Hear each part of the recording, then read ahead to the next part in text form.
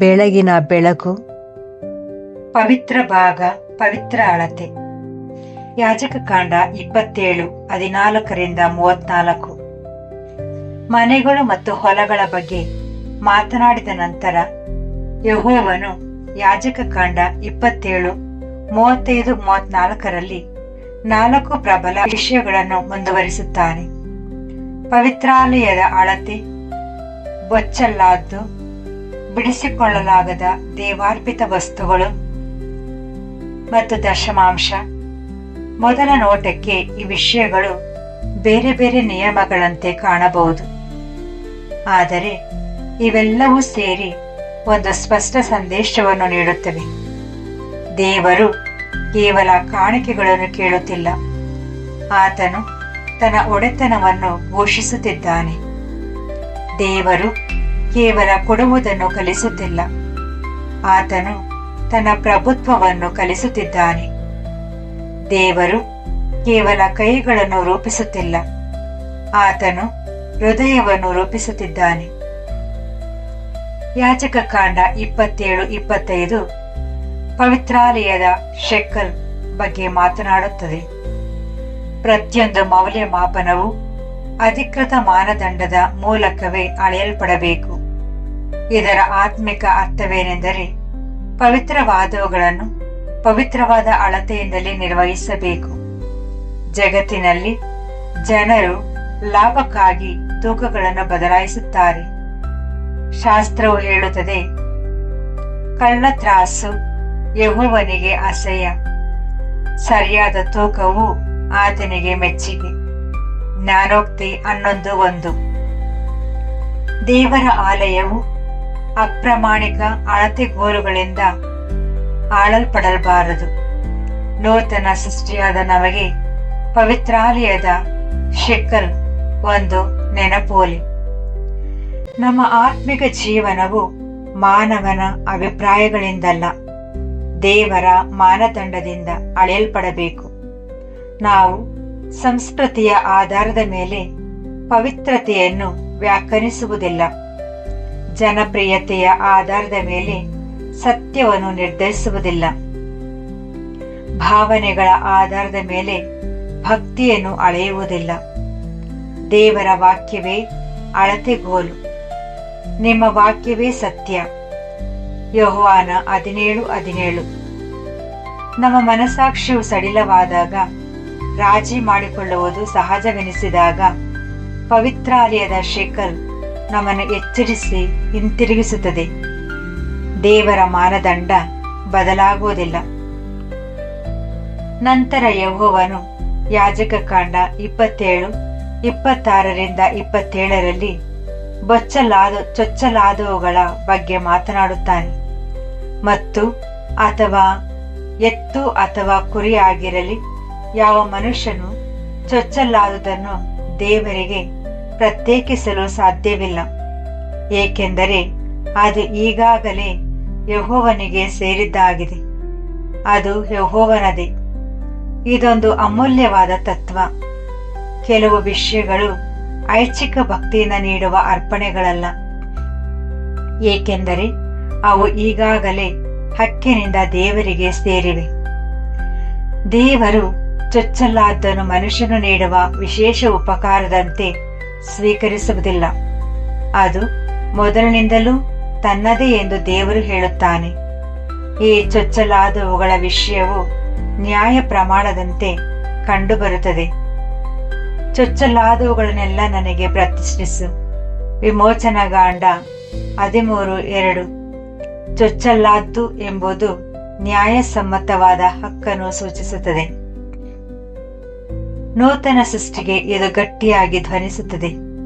ನಮ್ಮ ಜೀವನವು ಚೊಚ್ಚಲಾದ ಆಸ್ತಿಯಾಗಿದೆ. ನಾವು ನಮ್ಮವರಲ್ಲ, ನಾವು ಆತ್ಮಿಕವಾಗಿ ಅನುಭವಿಸಿದ ನಂತರವಷ್ಟೇ ದೇವರಿಗೆ ಸೇರುವವರಲ್ಲ. ಕ್ರಿಸ್ತನು ನಮ್ಮನ್ನು ಕೊಂಡುಕೊಂಡ ಕಾರಣ ನಾವು ದೇವರಿಗೆ ಸೇರಿದ್ದೇವೆ. ನೀವು ಕ್ರಯಕ್ಕೆ ಕೊಡಲ್ಪಟ್ಟವರು. 1 ಕೊರಿಂಥದವರಿಗೆ 6:20. ನಮ್ಮ ಅತ್ಯುತ್ತಮವಾದುದನ್ನು ಸಹ ನಾವು ಹೆಮ್ಮೆಯಿಂದ ದೇವರಿಗೆ ಪ್ರಭಾವ ಬೀರಲು ನೀಡುವಂತಿಲ್ಲ. ನಮ್ಮ ಅತ್ಯುತ್ತಮವಾದುದು ಈಗಾಗಲೇ ಆತನಿಗೆ ಸೇರಿದ್ದಾಗಿದೆ. ನಮ್ಮ ಮೊದಲ ಪ್ರೀತಿ ಆತನಿಗೆ ಸೇರಿದ್ದು, ನಮ್ಮ ಮೊದಲ ಬಲ ಆತನಿಗೆ ಸೇರಿದ್ದು, ನಮ್ಮ ಮೊದಲ ದಿನಗಳು ಆತನಿಗೆ ಸೇರಿದ್ದು. ಮತ್ತು ಕ್ರಿಸ್ತನು ಸ್ವತಃ ಅನೇಕ ಸಹೋದರರಲ್ಲಿ ಚೊಚ್ಚಲ ಮಗನು. ರೋಮಾಪುರದವರಿಗೆ 8:29. ಮತ್ತು ಸತ್ತವರೊಳಗಿಂದ ಎದ್ದು ಬಂದವರಲ್ಲಿ ಚೊಚ್ಚಲಾದವನು. ಕೊಲಸ್ಸಿಯವರಿಗೆ 1:18 ಎಂದು ಕರೆಯಲ್ಪಟ್ಟಿದ್ದಾನೆ. ಕ್ರಿಸ್ತನು ಚೊಚ್ಚಲಾದವನಾಗಿದ್ದರೆ ಕ್ರಿಸ್ತನಲ್ಲಿರುವವರು ದೇವರಿಗೆ ಚೊಚ್ಚಲ ಹಕ್ಕಿನಿಂದ ಸೇರಿದ್ದಾರೆ. ಇಬ್ರಿಯರಿಗೆ ಬರೆದ ಪತ್ರವು ಚೊಚ್ಚಲ ಮಕ್ಕಳು ಸಭೆ 12:23 ಎಂದು ಹೇಳುತ್ತದೆ. ಇದರ ಅರ್ಥ ನೂತನ ಸೃಷ್ಟಿಯು ಕೇವಲ ಸಾಮಾನ್ಯ ಮಾಲೀಕತ್ವದಲ್ಲಿ ಬದುಕುತ್ತಿಲ್ಲ. ನೂತನ ಸೃಷ್ಟಿಯು ದೇವರ ಸ್ವಂತ ಭಾಗವಾಗಿ ಜೀವಿಸುತ್ತದೆ. ನಂತರ ಯಾಜಕ ಕಾಂಡವು ದೇವಾರ್ಪಿತ ವಸ್ತುಗಳ ಬಗ್ಗೆ ಮಾತನಾಡುತ್ತದೆ. ಇವುಗಳನ್ನು ಯಾವುದೇ ಕಾರಣಕ್ಕೂ ಬಿಡಿಸಿಕೊಳ್ಳಲು ಸಾಧ್ಯವಿಲ್ಲ. ಯಾಜಕ ಕಾಂಡ 27:28-29. ಇದು ಗಂಭೀರವಾದ ವರ್ಗವಾಗಿದೆ.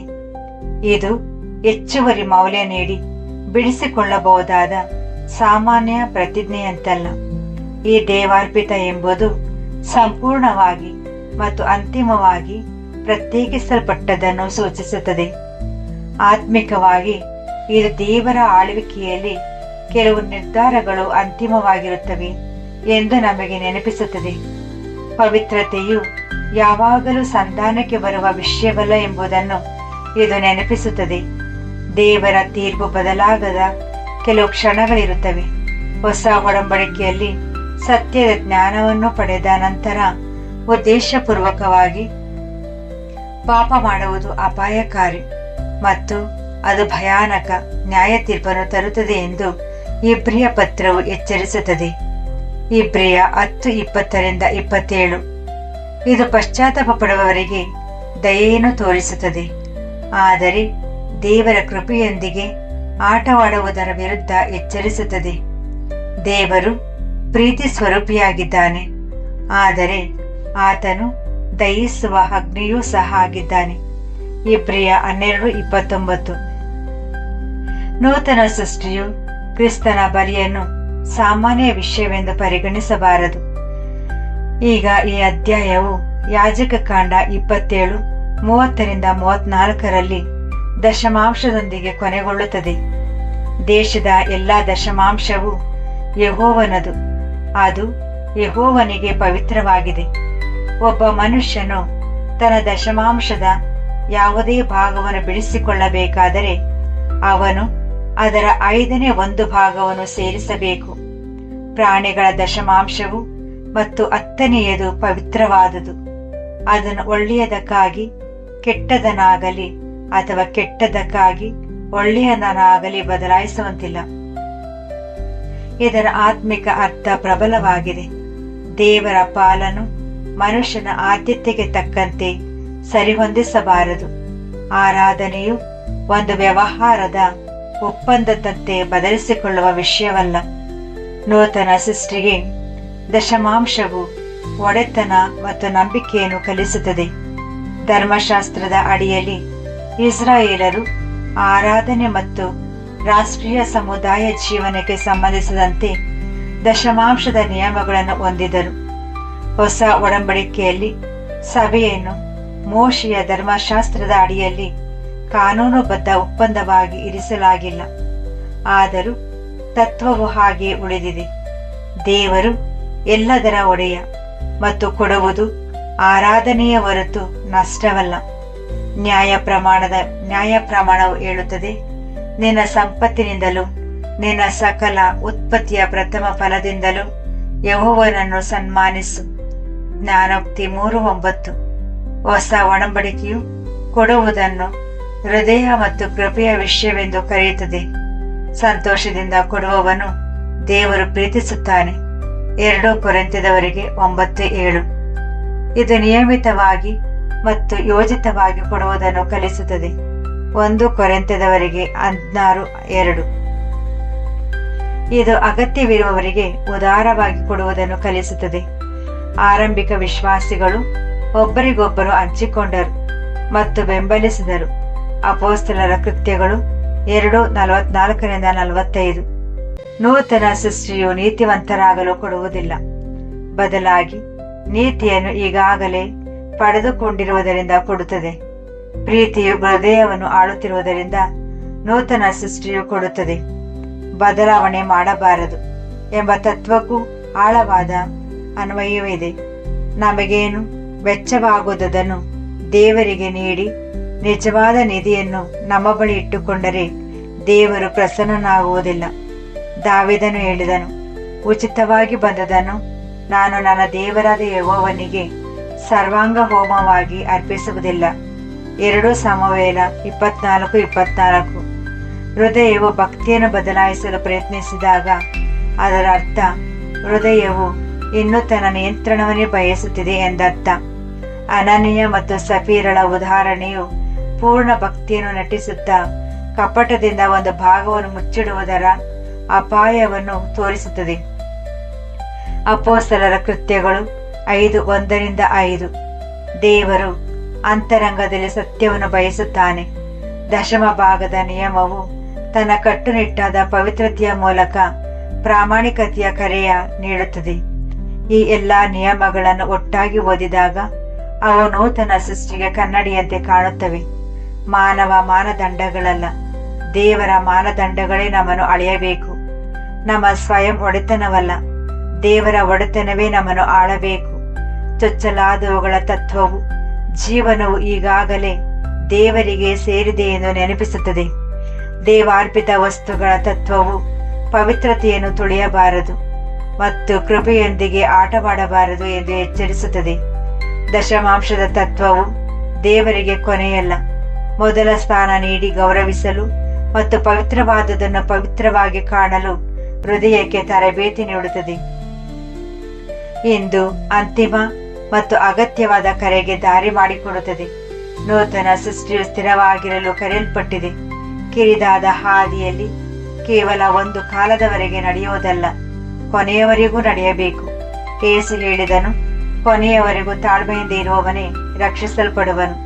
ಮತ್ತಾಯ 24:13. ಯಾಜಕ ಕಾಂಡದ ಅಂತ್ಯವು ಕೇವಲ ನಿಯಮಗಳ ಪಟ್ಟಿಯಲ್ಲ, ಅದು ನಂಬಿಗಸ್ತ ಜೀವನದ ಚಿತ್ರಣವಾಗಿದೆ. ಪವಿತ್ರವಾದವುಗಳು ಪವಿತ್ರವಾಗಿಯೇ ಇರಬೇಕು. ಮಾಡಿಕೊಂಡ ಹರಕೆಗಳು ಗೌರವಿಸಲ್ಪಡಬೇಕು. ಹೃದಯವು ಸತ್ಯವಾಗಿರಬೇಕು, ಕೊನೆಯ ಉಸಿರಿರುವವರೆಗೂ. ಪ್ರಾರ್ಥನೆ. ನಮ್ಮ ಪವಿತ್ರ ತಂದೆಯೇ, ನೀನು ಸತ್ಯದ ಮತ್ತು ಪವಿತ್ರ ಅಳತೆಯ ದೇವನಾಗಿರುವುದಕ್ಕಾಗಿ ನಿನಗೆ ವಂದನೆಗಳು. ನಿನ್ನ ಪವಿತ್ರ ಆಲಯದ ಮಾನದಂಡವನ್ನು ನಮ್ಮ ಹೃದಯದಲ್ಲಿ ಸ್ಥಾಪಿಸು.